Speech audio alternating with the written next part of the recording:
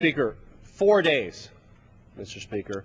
In 4 days, the federal government will run out of money.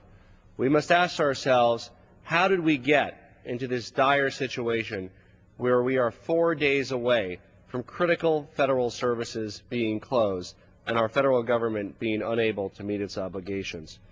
Today, we're racing the clock to avoid this shutdown, in large part because we've squandered the past 2 weeks debating H.R. 1, a ridiculous spending bill that contained some cuts so extreme it had no realistic chance of ever being passed into law, and left other areas of the budget that both sides have generally agreed need to be cut untouched. H.R. 1 also had every bit of social legislation from the Republican majority, including gutting the ability of EPA to protect our air and our water, defunding Planned Parenthood and family planning, so that it had a threat of a presidential veto and faces no realistic prospects of passage in the Senate. So rather than working with Democrats in the House and Senate to craft a real long-term CR that would preserve the gains of our economy, invest in our future, Republicans have squandered the past few weeks to pass their out-of-touch and unrealistic spending bill that would prove devastating to our economy, our safety, our health, and, yes, our values. Their draconian spending bill would destroy 700,000 jobs, according to Mark Zandi, chief economist at Moody's and former advisor to Senator John McCain. And as Goldman Sachs said, their long-term CR would stall the economic recovery and reduce U.S. economic growth.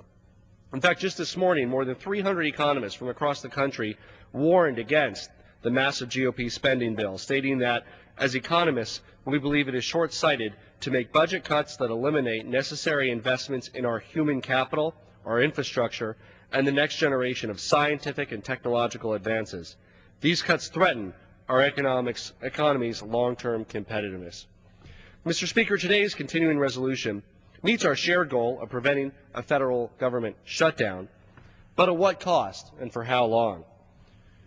We are committed to reducing the deficit, beginning with an aggressive attack on waste, fraud, and abuse.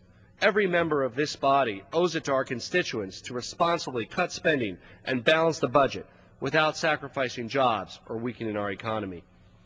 Time and time again, the Republican leadership has told us that we want to proceed in an open and transparent fashion, and yet here we are again facing another closed rule, shutting down amendments from both sides and stifling the legislative process and good cost-cutting ideas from both sides of the aisle. In fact, yesterday in Rules Committee, my colleagues took a party-line vote to block an amendment by the top-ranking member on the Appropriations Committee, Mr. Dix.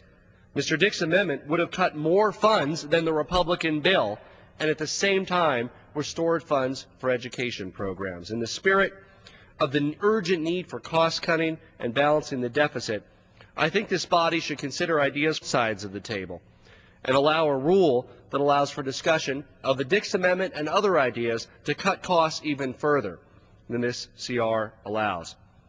This CR may succeed in keeping the government open from March 5th through March 18th, which I think we all agree is necessary, but we also all know that 2 weeks is not nearly enough time to negotiate a long-term solution to the enormous spending challenges we face, especially when the Constitution guarantees the President 10 of those days to decide whether to sign or veto the bill. The other side has discussed at the end of last session the need to have stability with regard to what kind of taxes people and businesses can expect over time.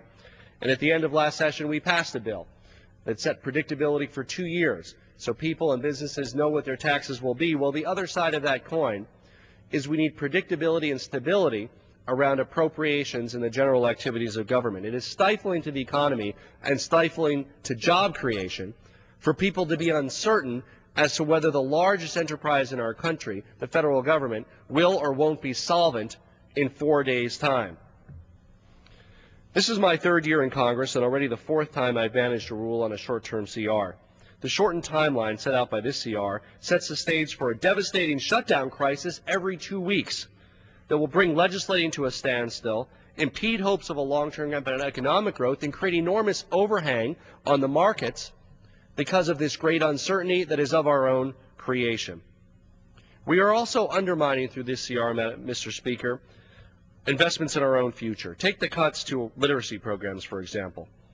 Building an excellent public education system that ensures that each and every child has the opportunity to succeed is the most important investment that we can make in our nation's future and developing our human capital, which helps keep America competitive. This is an investment that I've spent much of my life to support and achieve on the State Board of Education as a founder of a charter school and now here in Congress. What we see now, however, from the proposed short-term CR is the elimination of the Striving Readers Fund, which supports literacy for students from preschool through 12th grade. With American students' reading scores stagnating for the past 30 years, this proposal makes no sense. Striving Readers is the only targeted federal literacy funding for preschool through 12th grade, and particularly in a time of state and local budget cuts, these resources are more important than ever. Now, we can agree that Striving Readers should be improved. In fact, I'm working along with Congressman Yarmouth to provide the LEARN Act, which would ensure that teachers and students have innovative strategies and data-backed tools to improve reading and writing. And the administration has a proposal to build on the progress of the Striving Readers program. President Obama said in his State of the Union address, "It's not just about how we cut, but what we cut." Republicans have mistakenly claimed that the administration also wants to eliminate Striving Readers, but they neglect to mention that the administration's 2012 budget proposes instead to revise, improve Striving Readers. The goal is not to reduce and eliminate federal support for literacy. It is to consolidate and make more efficient federal support for literacy, to strengthen literacy performance expectations, scale up innovative methods of teaching reading, writing, and language arts. In fact, nearly all states, 44, have applied for the first $10 million in Striving Readers allocation that was available and have developed state literacy plans as a result. My home state of Colorado has been awarded $150,000 for these important projects. Literacy is the foundation of learning. It's the gateway to other content areas that are increasingly important in a global society, like science and math. Destroying the foundation of literacy is cutting off our nation's own legs. Education is an investment in our future. By pulling the rug out from under our schools and children, Republicans seem willing to sacrifice our future prospects as a nation. Education is how America can reclaim our edge in job creation, bring jobs back to our shores, become better business leaders, and provide a livable wage for working families. We all agree that cuts must be made. But as the Romans said, caveat emptor, may the buyer beware. By agreeing to cuts in repeated short-term CRs, we run the risk of opening the door to a spending agenda that arbitrarily kills jobs, hurts our communities, completely undermines education reform, and we do nothing to promote the stability of the federal government that markets require to allow businesses to thrive and grow. I reserve the balance of my time.